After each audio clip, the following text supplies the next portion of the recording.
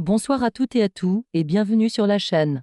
Ce soir, on plonge dans Plus belle la vie en avance avec l'épisode 418, un épisode qui marque un véritable tournant dans l'intrigue et qui nous entraîne dans un suspense haletant.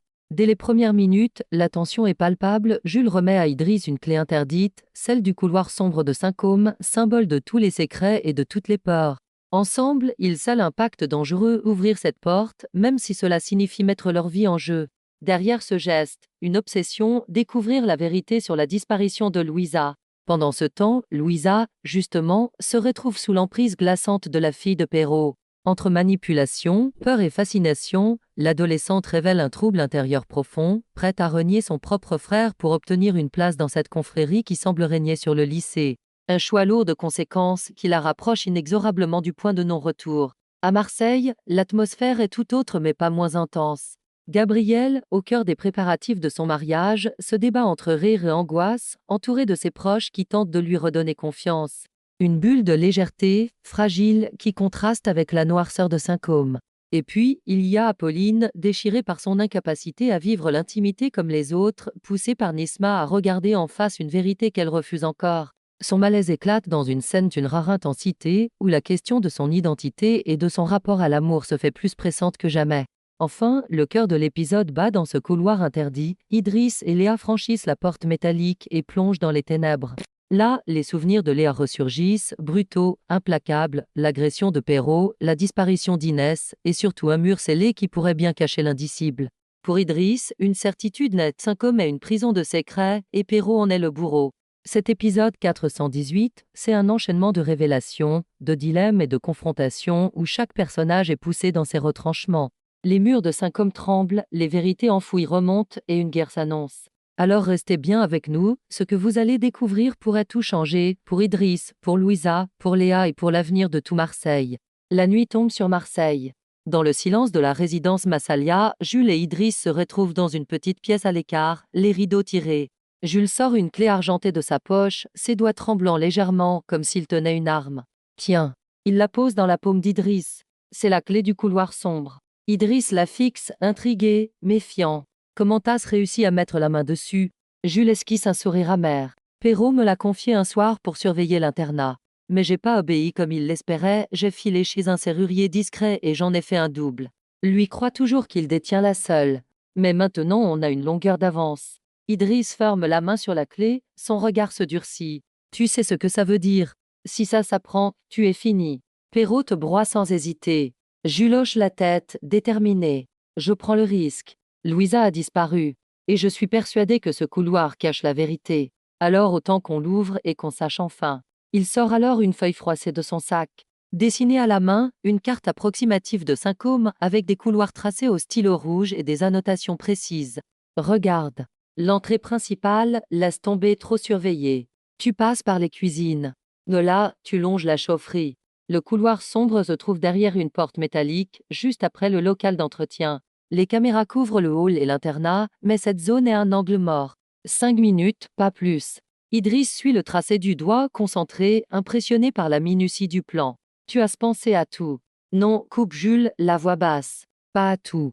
Mais assez pour qu'on ait une chance. Et Idriss, il le fixe droit dans les yeux. Si tu ouvres cette porte, tu ne pourras plus faire marche arrière. Tu trouveras peut-être des choses que tu aurais préféré ignorer. Un silence lourd s'abat. Idriss range la clé dans sa poche intérieure, son expression figée. Je n'ai pas peur de la vérité. Si Louisa est en danger, je dois savoir. Peu importe ce qu'il y a derrière cette porte. Jules inspire profondément comme pour sceller leur pacte. Alors, on a une mission. Et on n'a pas le droit de l'échouer. La clé, minuscule et froide dans la poche d'Idriss, devient soudain un fardeau immense, l'instrument d'une vérité peut-être insoutenable. Dans le bureau austère de Saint-Côme, les rideaux sont tirés. La fille de Perrault, silhouette froide et assurée, fait signe à Louisa de s'asseoir. La jeune adolescente hésite, ses mains moites serrant nerveusement son sac. Louisa, commence-t-elle d'une voix douce mais glaciale, j'ai appris une chose qui me trouble. Cette clé confisquée à Jules. Tu sais de quoi je parle, n'est-ce pas? Louisa baisse la tête, ses lèvres tremblent. Je ne comprends pas. Un sourire imperceptible étire les lèvres de la fille de Perrault. Elle s'approche, contourne la table et se penche vers Louisa, son regard planté dans le sien. Ne joue pas à ça. Ici, on protège la confrérie. Et toi, tu as été choisi. Alors tu vas m'expliquer comment cette clé est arrivée entre les mains de Jules. Louisa sent un frisson glacé lui parcourir l'échine. Elle ferme les yeux une seconde, lutte intérieurement. Mentir, dire la vérité, Idriss lui avait juré de la protéger, mais qu'avait-il jamais vraiment compris d'elle? Elle finit par souffler, la voix brisée. Je n'ai plus rien à voir avec mon frère. On est trop différents, on se connaît à peine. La fille de Perron incline la tête, satisfaite de la confession. Continue. Louisa serre ses mains l'une contre l'autre, ses mots sortent malgré elle, comme arrachés de son âme. Ce que je veux, ce que j'ai toujours voulu, c'est redevenir gardienne de la forteresse. Porter la clé. Sentir que je fais partie de quelque chose de plus grand que moi. Ses yeux brillent, entre peur et fascination. Idriss ne comprendra jamais ça. Lui, il vit dans le passé, obsédé par une sœur disparue. Moi, je veux avoir une place, ici. Même si ça veut dire mentir. Même si ça veut dire trahir. La fille de Perrault pose alors une main légère sur l'épaule de Louisa, geste à la fois maternel et oppressant. Voilà. Tu commences enfin à parler comme une véritable élève de Saint-Côme. Tu comprends maintenant, ici, la vérité, c'est celle que nous décidons. Et tant que tu obéiras, tu auras ta place. Louisa hoche la tête, hypnotisée. Dans son cœur, un dilemme s'installe, rester fidèle au sang de son frère, ou céder totalement à l'emprise obscure du lycée. Et à cet instant précis, elle comprend qu'elle est déjà en train de basculer. Dans le salon de l'appartement, les rideaux tirés laissent passer une lumière dorée. Sur le canapé, plusieurs housses de costumes sont soigneusement alignées. Gabriel sort de la chambre, déjà vêtu du premier modèle choisi pour son mariage. Derrière lui, Axel ajuste sa cravate, amusé. Gladys, assise dans un fauteuil, observe la scène avec un œil critique et un sourire maternel. Tourne-toi un peu, Gabriel, oui, voilà. Gabriel, raide comme un piquet, tire nerveusement sur sa veste. Sérieusement, c'est pas possible, j'arrive même pas à fermer le bouton. Axel éclate de rire. Peut-être que c'est toi qui as trop profité des repas de maman. Gabriel le fusille du regard. Pas drôle. Je dois être impeccable ce jour-là. Thomas, accoudé au bar, ne peut s'empêcher d'intervenir. Détends-toi, Gab. C'est juste un problème de retouche. Il se rapproche, inspecte le costume comme un tailleur professionnel. Voilà. Il faut élargir un peu la taille, reprendre légèrement les manches. Rien d'insurmontable. Gladys hoche la tête, satisfaite. Je le dis depuis le début, il faut toujours avoir une bonne couturière sous la main. Thomas claque des doigts. Justement. Jennifer. Elle a des doigts de fée. Elle peut s'occuper de ça en urgence. Gabriel soupire, soulagé, mais reste bougon. J'espère qu'elle sera rapide parce que là, j'ai l'air d'une saucisse. Axel éclate de rire de nouveau. Une saucisse en smoking, j'avoue que c'est pas très glamour pour un mariage. Même Gladys finit par rire, détendant enfin l'atmosphère. Et pour quelques instants, entre éclats de voix et moqueries affectueuses, l'ombre des intrigues laisse place à la légèreté d'une préparation de fête. En fin d'après-midi, le Mistral est animé. Le brouhaha des conversations, les verres qui s'entrechoquent et la musique de fond créent une atmosphère légère. Assise à une table un peu à l'écart, Apolline discute avec un jeune homme rencontré récemment. Son sourire est présent, mais ses yeux trahissent une certaine tension intérieure. Le garçon, charmant et sûr de lui, raconte une anecdote en riant. Apolline l'écoute, rit poliment, mais son esprit semble ailleurs. Puis, sans prévenir, il glisse sa main sur la sienne. Un geste simple, tendre, qui devrait être naturel. Pourtant, Apolline se fige. Elle baisse les yeux, observe leurs mains jointes. Son souffle se bloque. Le contact, au lieu de la réchauffer, provoque une gêne sourde. Le jeune homme s'en aperçoit. Ça va. Je t'ai mis mal à l'aise? Demande-t-il doucement. Apolline force un sourire. Non, c'est rien. Dans un élan, presque pour se prouver quelque chose à elle-même, elle se penche et l'embrasse. Le baiser est doux, sincère, mais au moment où leurs lèvres se séparent, un vide immense l'envahit. Elle recule légèrement, ses yeux brillent d'un trouble profond. Tu es un mec super, dit-elle d'une voix basse, sincère. Vraiment. Mais je crois que ça va pas le faire. Le jeune homme la regarde, surpris, déstabilisé. Je comprends pas, j'ai fait quelque chose de travers. Elle secoue la tête, incapable de trouver les bons mots. Non. C'est pas toi. C'est moi. J'ai un truc en moi qui bloque. Elle se lève précipitamment, attrape son sac et quitte la terrasse, laissant derrière elle une table vide et un garçon perdu dans ses pensées. Dehors, dans la rue animée, Apolline avance vite, le cœur serré. Elle ne comprend pas ce qui se passe en elle, ce malaise face à l'intimité, cette incapacité à se laisser aller. Ses pas résonnent comme une fuite. Et au fond, une certitude l'envahit, ce n'est pas l'autre qu'elle rejette. C'est elle-même qu'elle n'arrive pas à apprivoiser. Dans la chambre d'Apolline, les rideaux tirés plongent la pièce dans une semi-obscurité. Elle est assise au bord du lit, les épaules voûtées, tandis que Nisma l'observe avec une intensité bienveillante mais sans concession. Tu crois que je vois pas, Apolline? commence-t-elle d'une voix calme. À chaque fois qu'un garçon s'approche, tu te bloques. Tu joues un rôle, mais à l'intérieur, tu te sens pas à ta place. Apolline détourne le regard, son souffle court. C'est pas vrai, j'essaie, je fais des efforts. Nisma secoue la tête. Non. T'essaies de correspondre à une norme qui n'est pas toi. Tu fuis ce que tu ressens vraiment. Tu refuses d'assumer que peut-être, tu n'as pas besoin de tout ça, que tu n'as pas les mêmes désirs que les autres. Les mots résonnent durement. Apolline se lève brusquement, les mains tremblantes. Arrête. Je veux pas qu'on me colle une étiquette. Je suis pas asexuelle. Un silence lourd s'installe. Les yeux de Nisma brillent de douceur malgré la confrontation. Tu n'es pas obligé de te définir tout de suite. Mais tu dois cesser de te mentir. Tant que tu rejettes qui tu es, tu seras malheureuse. Apolline, bouleversée, reste figée, incapable de répondre. Ses larmes menacent de couler, mais elle se ferme, encore incapable d'accueillir cette vérité. Pendant ce temps, ailleurs, une autre vérité s'écrit dans la pénombre glaciale de Saint-Côme. Idriss et Léa avancent prudemment, leurs pas résonnant dans les longs couloirs déserts. Les murs du lycée, austères et silencieux, semblent chargés de souvenirs étouffés. Chaque écho de leurs pas rappelle le poids des secrets enterrés ici. Tu es sûr de toi? Murmure Léa, le souffle court. On a plus le choix, répond Idriss, déterminé. Louisa est quelque part entre ces murs. Et je trouverai ce qu'ils lui ont fait. Grâce au plan minutieux de Jules, une alarme s'est déclenchée quelques minutes plus tôt. Les surveillants, en panique, ont couru vers la cour principale. L'occasion rêvée pour s'infiltrer. Ils atteignent enfin le fameux couloir. La lourde porte métallique s'ouvre avec la clé volée. Un froid humide s'engouffre, comme si la pièce respirait le secret lui-même. Léa frissonne. Mon Dieu, c'est ici. Idriss avance, une lampe torche à la main. L'atmosphère est électrique, chaque pas les rapproche d'une vérité qui pourrait bouleverser leur vie et celle de Louisa. Et dans ce silence oppressant, ils savent que plus rien ne sera jamais comme avant. Le métal grince, résonne dans tout le couloir désert. Idriss, le souffle court, parvient enfin à tourner la clé dans la serrure rouillée. La lourde porte s'entr'ouvre dans un grincement qui glace le sang. Une odeur d'humidité et de renfermer s'échappe aussitôt, emplissant l'air. Léa, à ses côtés, reste figée, son visage pâle éclairé par la lampe torche qu'Idriss braque devant eux. Leurs pas hésitants s'enfoncent dans ce passage interdit, chaque écho semblant redoubler le poids du silence. Voilà, murmure Idriss, la gorge serrée. On y est. Le fameux couloir. Il se tourne vers Léa, ses yeux brillants d'une détermination fébrile. Écoutez-moi. Si quelque chose doit ressurgir, c'est maintenant. Essayez de vous concentrer. Est-ce ce que des images vous reviennent? D'âme sensation?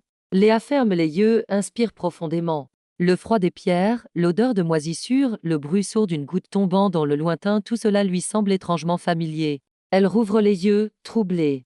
C'est bizarre cet endroit, il ressemble tellement à mes cauchemars. J'ai déjà vu ces murs, ces ombres. Mais c'est flou, comme si ma mémoire me jouait des tours. Ses mains tremblent, elle pose une paume contre la paroi glacée.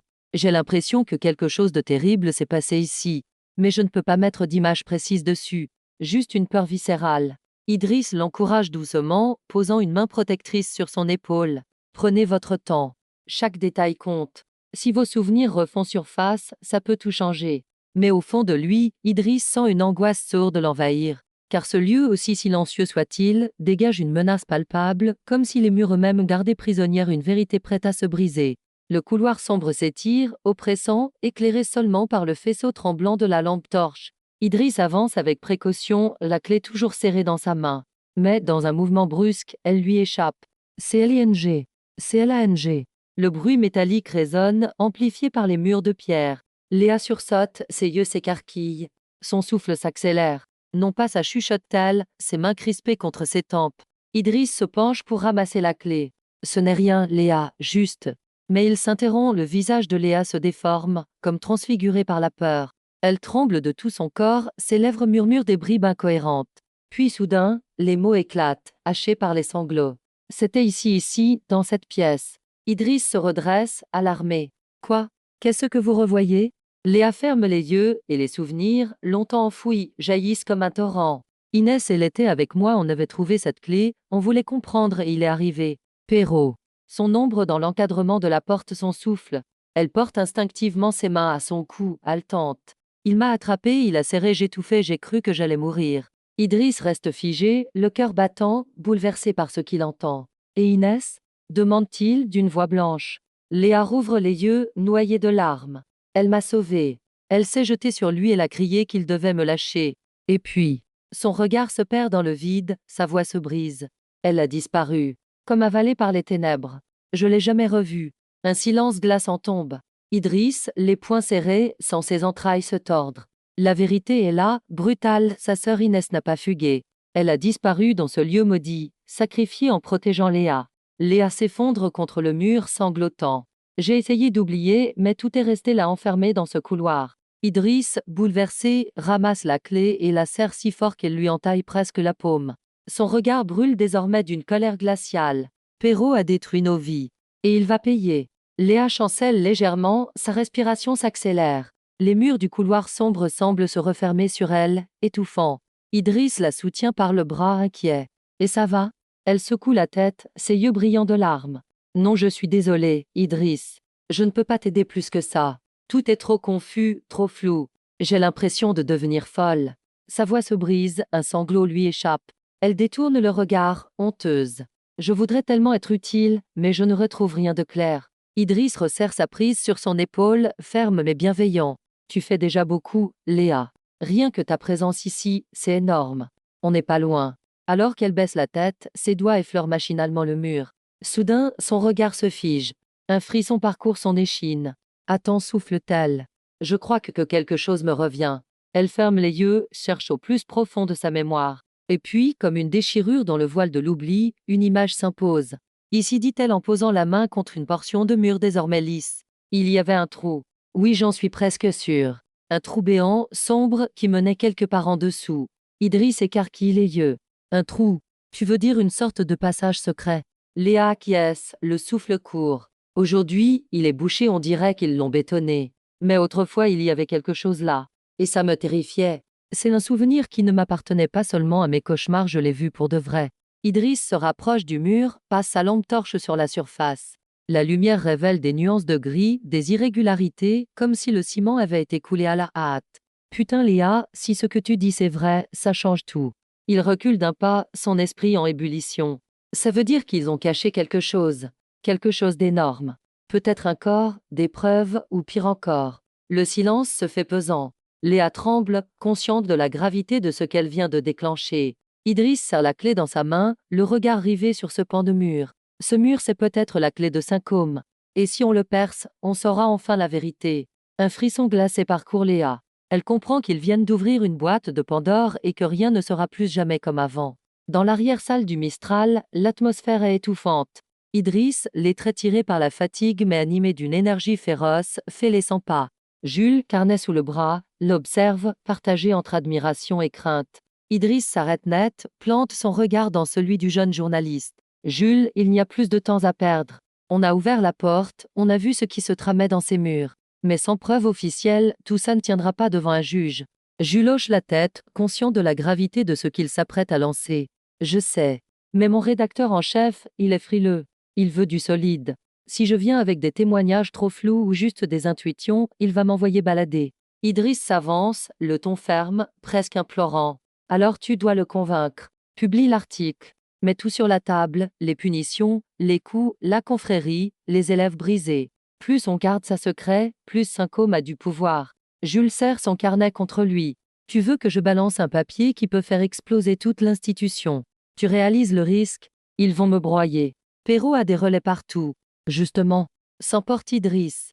Si ton article sort dans la presse, la police sera obligée de réagir. On aura enfin la commission rogatoire pour fouiller Saint-Côme de fond en comble. On pourra mettre la main sur leurs archives, sur leurs preuves et libérer Louisa. À l'évocation du prénom de sa sœur, sa voix se brise légèrement.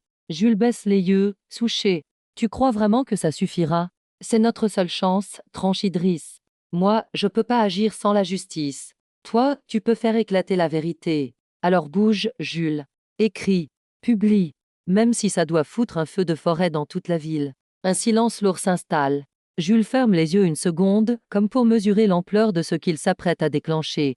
Puis il ouvre son carnet et lâche dans un souffle. D'accord. Je vais le faire. Idriss pose une main sur son épaule, reconnaissant mais aussi déterminé. Tu viens de déclarer la guerre à Saint-Côme. Et cette fois, ils ne pourront plus l'enterrer. Et voilà, chers amis, nous arrivons au terme de ce résumé palpitant de Plus belle la vie, épisode 418.